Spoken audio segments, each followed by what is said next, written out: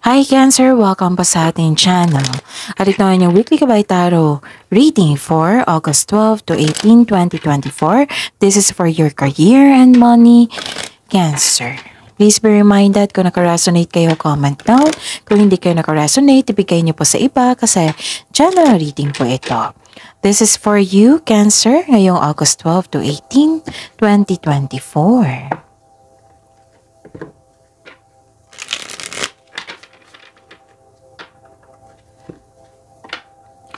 Maraming salamat po sa inyong patuloy na suporta at maraming salamat po sa mga hindi nag-skip ng ads. Gamitin ang reading na ito bilang gabay lamang. Sa mga hindi pa nag-subscribe, subscribe na po kayo at click bell notification para malaman nyo na may bago tayong video. Para sa mga gusto magpa-reading po, may lumabas dyan sa screen nyo ngayon. Panoorin nyo po at sundin ng instruction. Calling the attention sa mga suki ko dito na Cancer. Open na po ang inyong Monthly Kabay Tarot reading for August 2024. Pwedeng nakafocus sa career and money, pwedeng general reading na may kasamang love reading po. So yun, message me for schedule. Maraming salamat po.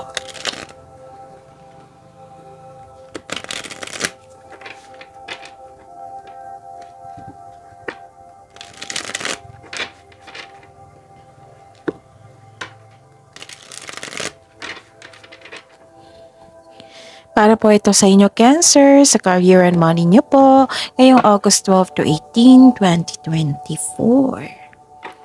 Okay. Spirits Guide, mga ganap po sa career and money ni Cancer. Ngayong week na ito, August 12 to 18, 2024. I need 3 cards po.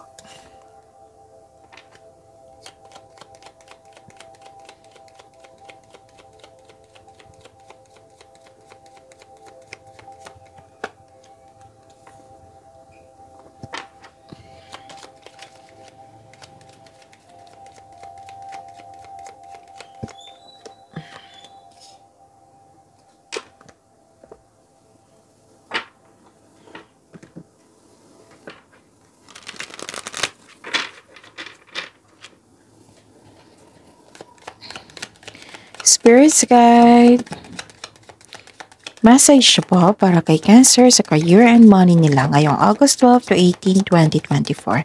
I need 2 cards po.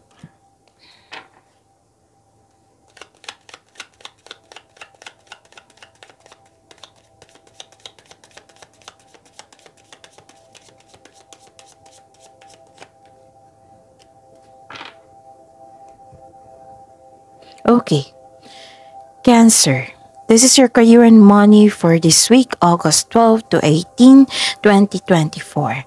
May nakita ko dito na gumawa ka ng desisyon regarding sa passion mo. So, itong desisyon na ito, magkakaroon ng pagbabago.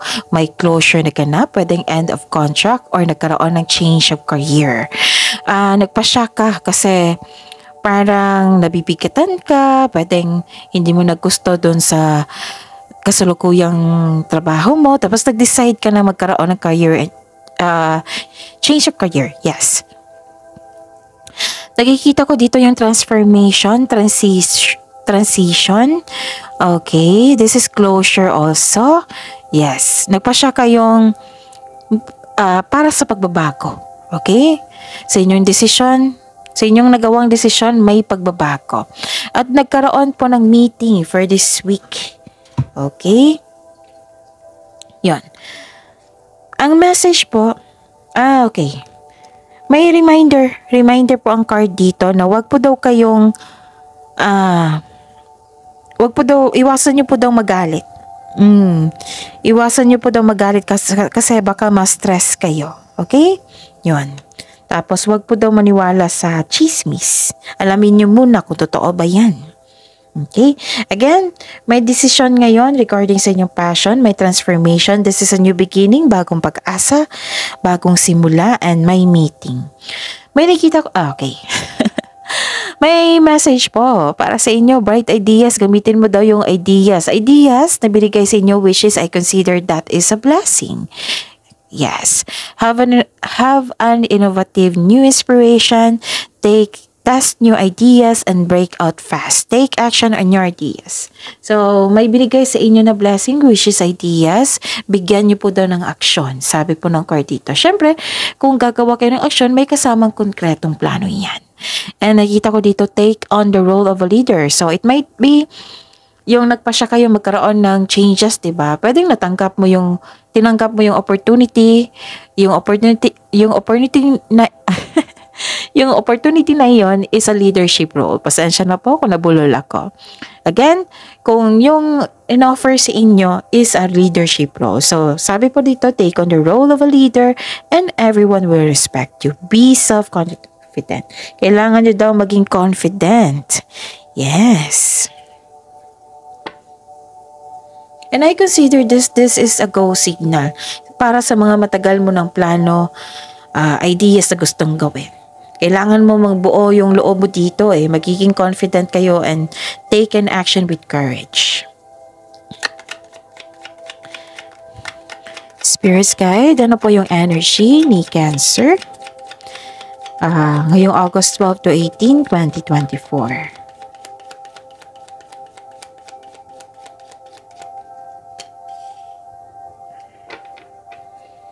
And the clarification of this card po.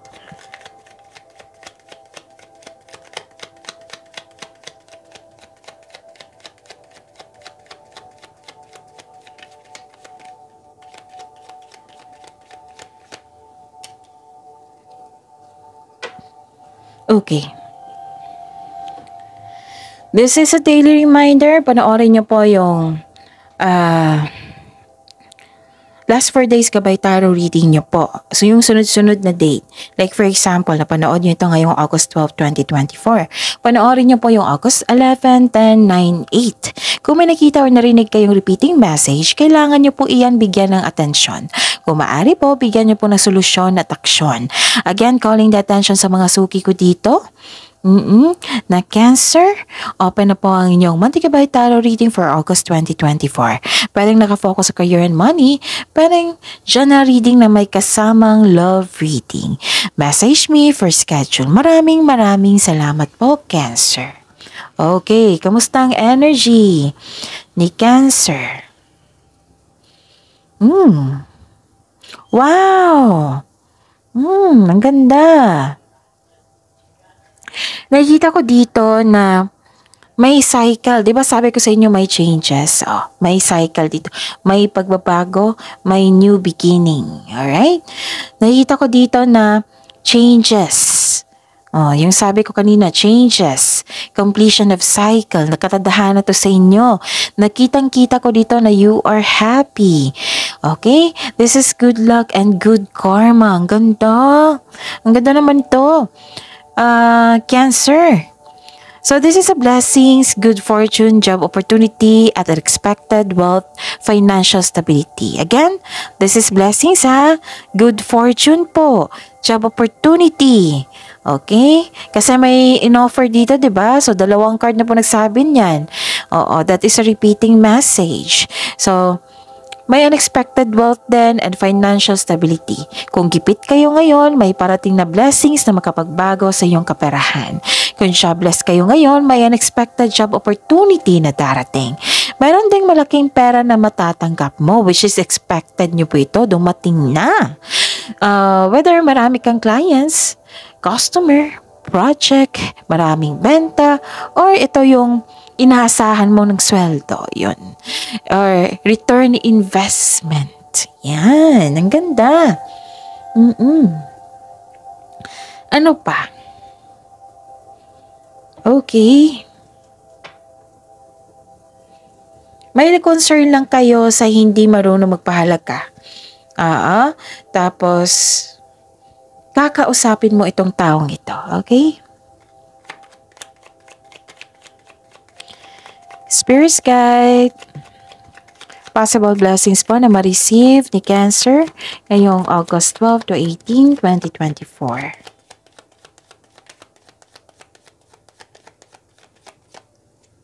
This is the clarification of your card here na may kausapin ka. May meeting, may kausap ka. clarification of this card, possible blessings po ni Cancer ngayong August 12 to 18, 2024.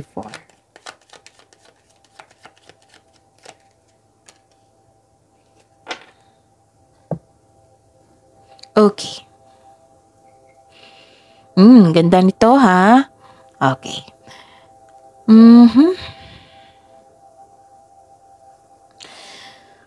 This is blessings, right? Okay. Huwag niyong hayaan na yung tao na concern mo na hindi marunong magpahalaga na magbigay ito ng blockages sa iyo. Like tinanggap mo yung intention niya, yung energy niya. Okay, at least alam niyo, 'di ba? Para hindi na tuloy-tuloy yung pasok ng blessings. Okay? Kasi huwag niyo po daw i-rush yung mga ginagawa niyo. Ang sabi po dito. So this is another message. Tatlong message dito na bagong simula sa inyong workplace, sa negosyo. Pwedeng ikaw yung lumipat or may bagong simula sa inyong trabaho dyan. Okay? Tapos konkretong plano. Another message, konkretong plano na naman. Oo. Bigyan ng konkretong plano para magtagumpay itong ideas mo. Okay? May dinevelop ka dito na bagong skills. Yes.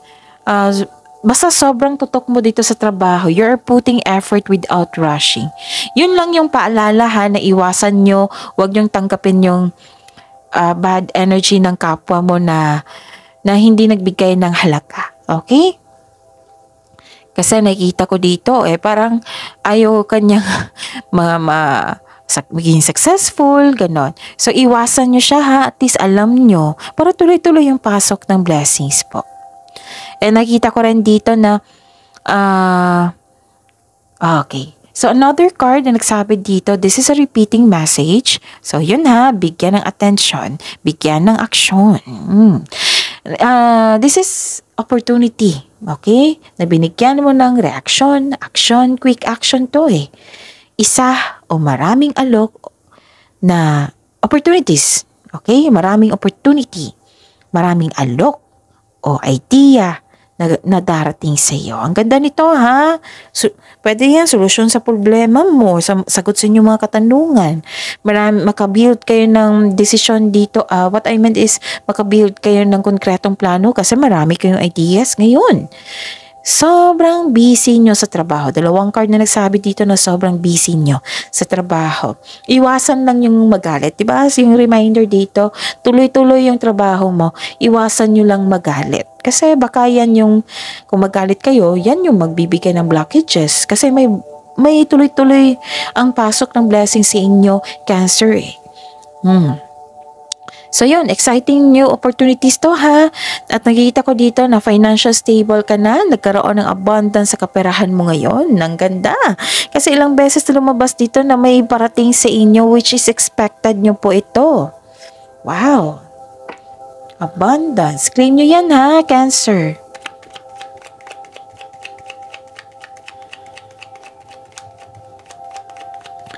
Spirits Guide. Challenges po na ma-overcome ni Cancer ngayong August 12 to 18, 2024.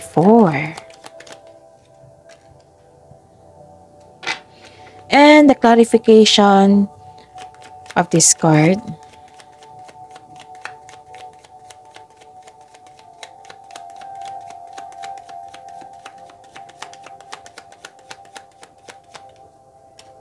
Okay. Maraming salamat po sa patuloy na tiwala at suporta sa ating channel. Maraming salamat din po sa mga hindi nag-skip ng ads. May lumabas dyan ngayon sa inyong screen. Oo, panoorin niyo po kung gusto niyo po iyan, then follow instruction. Okay? Pinupush talaga kayo ng cards nyo na wag iwasan yung magalit sa week na ito. Kasi tuloy-tuloy yung pasok ng blessings Okay? Kasi kung magagalit ka, that is magkakaroon ka ng blockages. But hindi maganda yung flow ng energy mo. So, saan ka mag-focus? Doon sa galit ka sa isang tao, sa sitwasyon or sa blessings? O, dito tayo sa blessings mag-focus. Para tuloy-tuloy kasi maraming alok, maraming ideas, abundance din. Para tuloy-tuloy yung pag-receive mo. Okay? Yun. Huwag kayo magpa-apekto talaga kasi nakakasama yan sa inyo. Mas-stress kayo. Oo, okay lang sana. For me as personal, na okay lang sana kung stress ako sa dami ng trabaho. Kasi dami ng trabaho, meaning, may parating na success yan. Kasi nagbibigay ako ng time and effort, naging masipag ako. Diba? Pero na-stress ka instead na ma-stress ka nagalit ka sa isang tao. Oo, diba? Dapat, anong tawag nito? Doon tayo sa ma-focus sa magaganda. Magandang bagay. 'Di ba? Sikapin niyo talaga na hindi kayo magalit.